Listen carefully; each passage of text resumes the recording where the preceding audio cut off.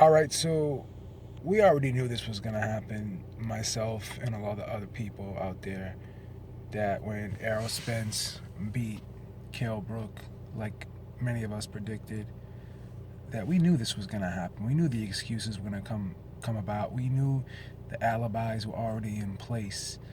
But even though we knew all this, hearing them after the fight still really sounds ridiculous. And to be quite honest, I didn't think it was going to be to this effect. I didn't think that there would be this many people really not giving Errol Spence the credit he deserves, especially after how great a fight this was. It really takes away from how great a fight this was and how great Errol Spence's accomplishments were. And to be quite honest with you, I did not expect even Kell Brook's team, Dominic Engel, to be coming up with these excuses and really diminishing what Errol Spence did and saying that this wasn't even Kell Brook's toughest fight, saying that the Sean Porter fight was a tougher fight than this one, even though Kell Brook beat Sean Porter. Just the ridiculousness of all these statements and the way people are reacting to this fight. I gotta speak on it, man. I just gotta speak on it. So let's address some of Dominic Engel's claims here, saying that Errol Spence really wasn't a hard puncher.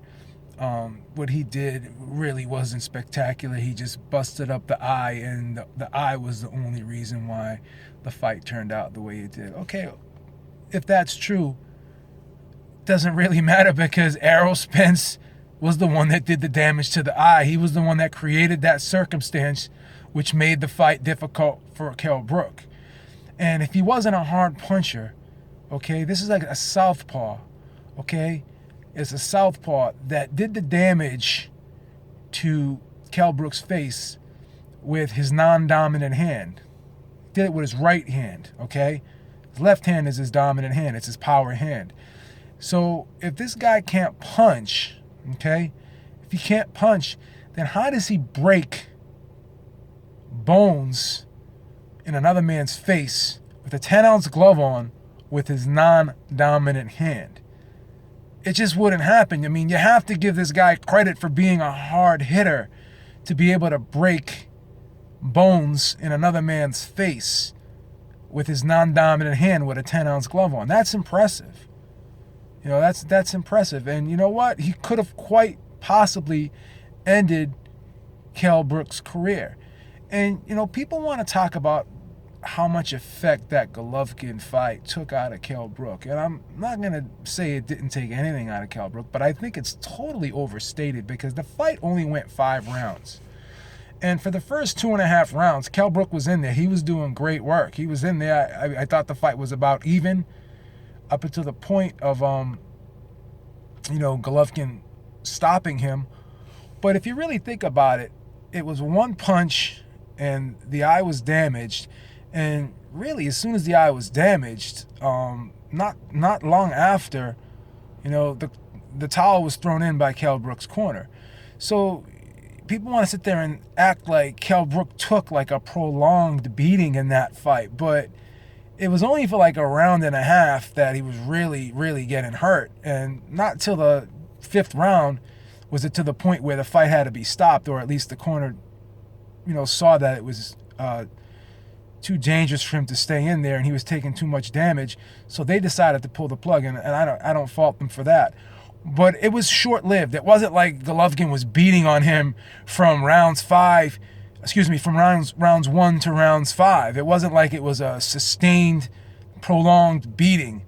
Whereas in this fight with Errol Spence, I thought Errol Spence really started coming on, towards the second half of the 5th round up until the 11th.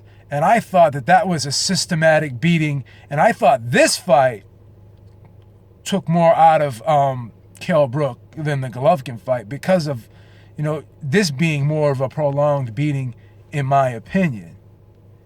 So, people want to talk about the weight issue. And again, I'm not saying it was the greatest thing in the world to do, to go up to 160 and then come back down to 147.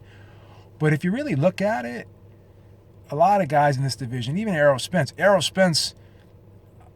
goes through the same trials and tribulations, the same pain making weight that Kell Brook goes through. I mean, a lot of people were even saying that Errol Spence was the one who looked more drawn out, prior to the weigh-in and up until the point of the weigh-in. He was the one that looked like he was, drying out more, and he looked more depleted than Kell Brook. And again, I think Errol Spence is the bigger man. I think he has the bigger frame, and I think he's the bigger man overall. So all those same obstacles and challenges and hardships of making weight, I think Errol Spence had to go through them, and probably even more so than Kell Brook. So let's just throw that one out the window, because, again, Errol Spence, I feel, in about a year and a half to 2 years, will be grown out of this division, and he'll move up to 154 himself.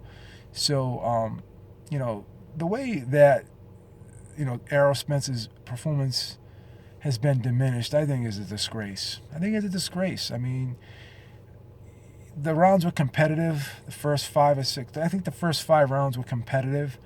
First 6 rounds, if you will.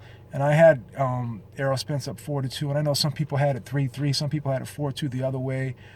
But to sit there and suggest that Kell Brook was winning this fight handily, up until the point of where his eye got damaged, and that his eye getting damaged was the only reason why Errol Spence was able to come on. It's ridiculous. I mean, to sit there and say that those body shots had nothing to do with it, because you saw the reaction that Errol Spence was getting from Kell Brook every time he landed those shots.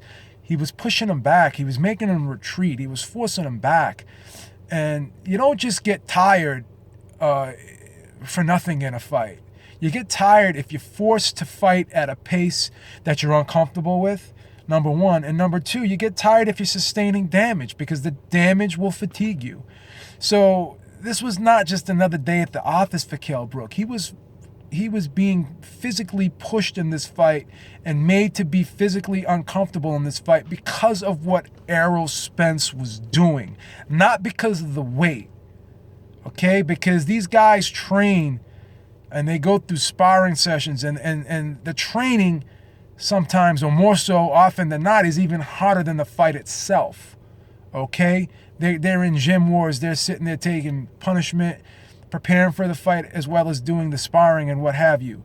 I've seen training camps. I've seen fighters go through training camps. I've been to gyms. I've seen the work they put in, and I see the gym wars. I've seen the gym wars. So to sit there and say that just because he had to drop the weight, that's why he got tired in the second half, and to totally give Errol Spence no credit for damaging him and causing that fatigue because of the body shots, because of the faster pace, sit there and say that had nothing to do with it, again, is ludicrous, and it's sour grapes. And if anyone can't see that, then I think you're just blinded, and I think you're an obsessed Kell Brook fan if you can't see that. So now the talk is, okay, let's move him up to 154. But really, is it going to be any easier at 154? Is he going to be able to handle Demetrius Andrade? Is he going to be able to handle Jermall Charlo? Is he going to be able to handle Erickson Lubin? There's some big, strong guys up there, guys who have skills, guys who are athletic, as well as being physically imposing fighters. So he's going to rehydrate, and these guys are going to rehydrate too. He's going to be giving up that advantage he had at 147 of being the bigger man all the time in the fight. He's pretty much always been the bigger man at welterweight, particularly on the night of the fight when he rehydrates. He's been able to impose his will on a lot of guys because of his size. That's one element and one advantage that's going to be taken away from him when he moves up to 154.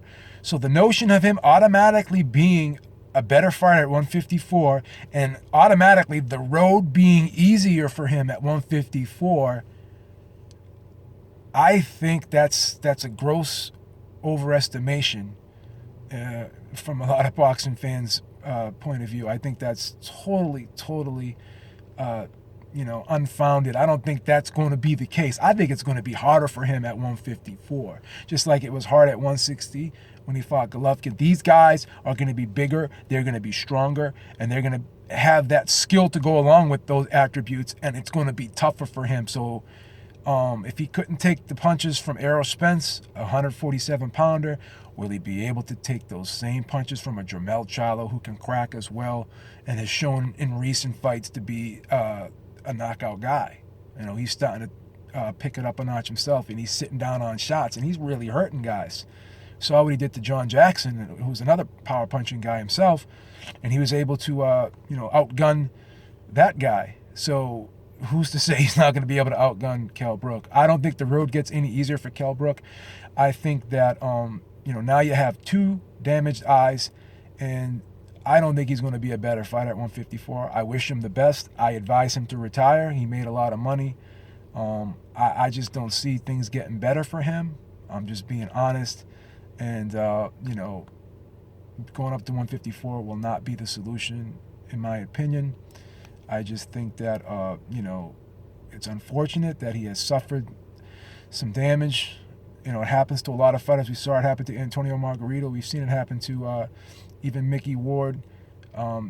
He's to this day, he still sees blurred vision out of one of his eyes because of the type of style he fought and because of the unfortunate circumstances of some of the injuries he's taken in the sport of boxing. You can go back, you can even look at some fighters with slurred speech. So, is it going to be worth it to stay in there for another big payday? Maybe Amir Khan, that could be the cash out fight. But again, when you've suffered two serious injuries back-to-back in fights, what does that tell you? The writing is on the wall, and your body may not be as durable as it once was. So if your body starts breaking down and you run the risk of having a poor quality of life when you do finish boxing, is that all worth it? Why not just take the money and run? You've made some decent money. I'm sure you've held on to most of it, hopefully. And why not just ride off into the sunset? Because Amir Khan is no powder puff puncher either. He's an accurate guy. He's a pinpoint guy. He's a quick guy. I'm not saying that Brook can't win that fight, but why risk sustaining more damage and, sustaining more facial damage? Because this is back-to-back fights that you had bones broken in your face. Will you ever be the same? That's a big question. So, let's give Errol Spence his credit. Let's stop with the belly aching. Let's stop with the excuses. And let's just come to grips and realize that Errol Spence could quite possibly be the man at 147. I think he is. I think he's taken a major step in proving that on Saturday. So let's just give this man his props. And all the other BS, let's just push that aside. Let's put the personal feelings aside. Let's put the fanboyism aside, and just let's look at this for what it is. Kell Brook was beaten up badly in this fight, and people thought he may never be the same after Golovkin. I'm going to tell you right now, I definitely don't think he's ever going to be the same after Errol Spence. That's my opinion. All right, let me know what you guys think. Beeb is out. Until next time, peace.